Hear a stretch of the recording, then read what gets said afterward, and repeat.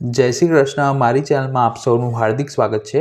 આજે આપણે માવાનો ઉપયોગ કરીને પરફેક્ટ માપ અને ટિપ્સ સાથે કોપરા પાક બનાવીશું. તો વિડીયોને સ્કીપ કર્યા વિના એન્ડ સુધી અવશ્ય જોજો. રેસીપી પસંદ આવે તો તેને લાઇક અને શેર કરવાનું ન ભૂલશો.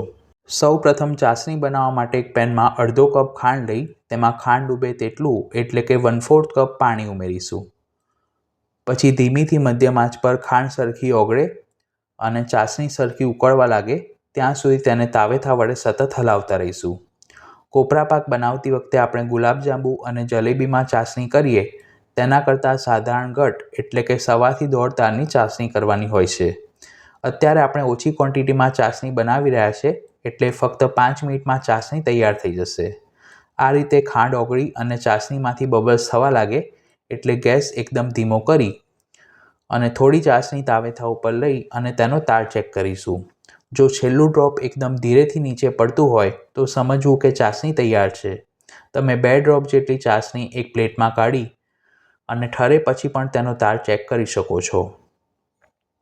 આ સ્ટેજ પર ગેસ બંધ કરી તેમાં અડધો કપ અથવા તો 100 ગ્રામ જેટલો ક્રમ્બલ કરેલો દૂધનો મોળો માવો ઉમેરીશું અને માવાને ચાસણી સાથે સરખી રીતે મિક્સ કરી તેની બિલકુલ પણ કણી ન રહે એટલે કે તે સરખો મેલ્ટ થઈ જાય ત્યાં સુધી હલાવતા રહીશું.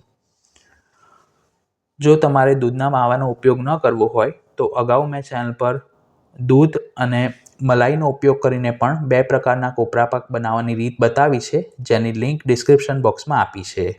માવો સરખો ઓગળી જાય પછી તેમાં 1.25 કપ માર્કેટમાં જે રેડીમેડ કોપરાની છીણ મળે છે તે ઉમેરીશું અને ફરીથી ગેસ 1 મિનિટ માટે ચાલુ કરી બધી જ ચાસણી અંદર સુધી સરખી એબ્ઝોર્બ થાય ત્યાં સુધી તેને હલાવતા રહીશું. કોપરાની છીણ ઉમેર્યા પછી મિશ્રણને ઓવરકુક ન કરવું નહીંતર કોપરા પાક ડ્રાય બનશે. છેલ્લે તેમાં ફ્લેવર માટે 1/4 ટીસ્પૂન ઇલાયચી પાવડર ઉમેરી મિક્સ કરી ગેસ બંધ કરીશું. જો તમને એવું લાગે કે મિશ્રણ થોડું ડ્રાય થઈ ગયું છે તો તમે 2 થી 3 ચમચી જેટલું દૂધ પણ ઉમેરી શકો છો. હવે પેનને ગેસ ઉપરથી નીચે ઉતારી લઈશું. મેં એક ચોકીમાં ઓડિકો બેક પેપર પાથરીને રાખ્યું છે જેથી તેને ઘીથી ગ્રીસ કરવાની જરૂર નથી રહેતી. તૈયાર કરેલા મિશ્રણને ચોકીમાં કાઢી અને ઇક્વલ લેવલમાં સેટ કરીશું. પછી તેના ઉપર બદામની કતરણથી ગાર્નિશ કરીશું. આ રીતે બનાવેલો કોપરા પાક આપણે શ્રી પ્રભુને દૂધગરની સામગ્રીમાં સિદ્ધ કરીને ભોગ ધરી શકીએ છીએ. કોપરા પાકને 1 થી 1.5 કલાક માટે રૂમ ટેમ્પરેચર પર સેટ થવા દઈશું.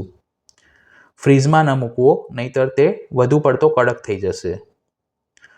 કોપરા પાક સરખો જામે પછી તેના એક સરખા ચોરસ પીસ કરી તેને સર્વિંગ પ્લેટમાં સર્વ કરીશું. આ રીતે બનાવેલો કોપરા પાક 2 થી 3 દિવસ સુધી રૂમ ટેમ્પરેચર પર અને અઠવાડિયા સુધી ફ્રીઝમાં સારો રહે છે. તો તમે પણ આ રેસીપી ઘરે જરૂર ટ્રાય કરજો. વિડીયો પસંદ આવી હોય તો તેને લાઇક અને શેર કરવાનું ન ભૂલશો. ચેનલ પર પહેલી વાર આવ્યા હો તો તેને સબસ્ક્રાઇબ કરી બેલ આઇકોન પર ક્લિક કરજો. ધન્યવાદ.